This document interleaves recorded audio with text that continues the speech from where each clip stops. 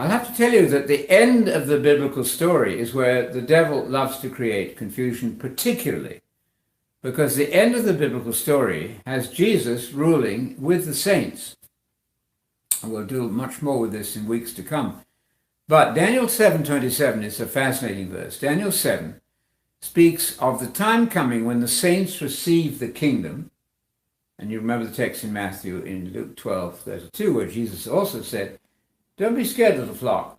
You're in the minority, but it's your Father's good pleasure. It's his delight.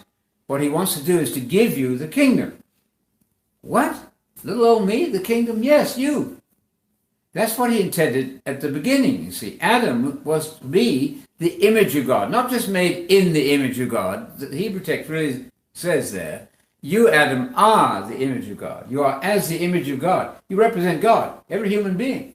But that image is very sadly broken, marred, and spoiled, isn't it, as you look around? So what's the object of the story then? What is the image of God being restored in man? And man, as second Adam, Jesus, the perfect man, man as he was supposed to be, restored then to his position of rulership over the world. Jeremiah 27:5 says something about God has made the sky and the clouds and the trees and the birds and the bees, and it's his great pleasure to give it to the people who are pleasing in his sight. What? That's quite a gift. Look out at the extraordinary miracle of nature out there. God wants to give that to those who are pleasing in his sight. So you think it might be worth being pleasing in his sight at that point. That's the destiny of man. I didn't learn anything of this in the Church of England. I vaguely knew, very vaguely, if I knew anything at all, was that I would play a harp on a pink cloud if I was a good boy. If I stuck with certain ethical principles, there was a certain stoic, philosophical, ethical standard abroad in our church going, but nothing like what I've just described to you.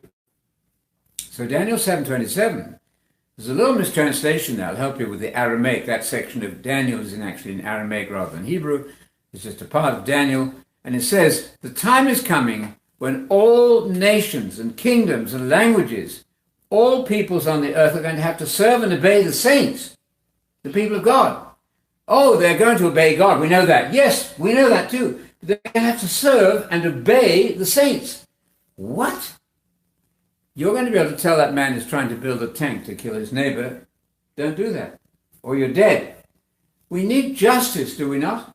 We're all crying out for justice. Americans are very good at that at a certain level.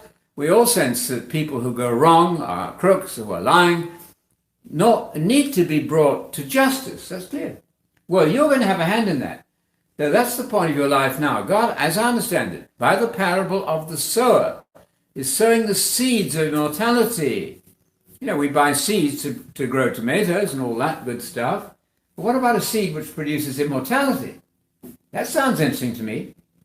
You don't have immortality, you're not an immortal soul, but you can get the seed of the kingdom, which is the seed of immortality in the parable of the sower.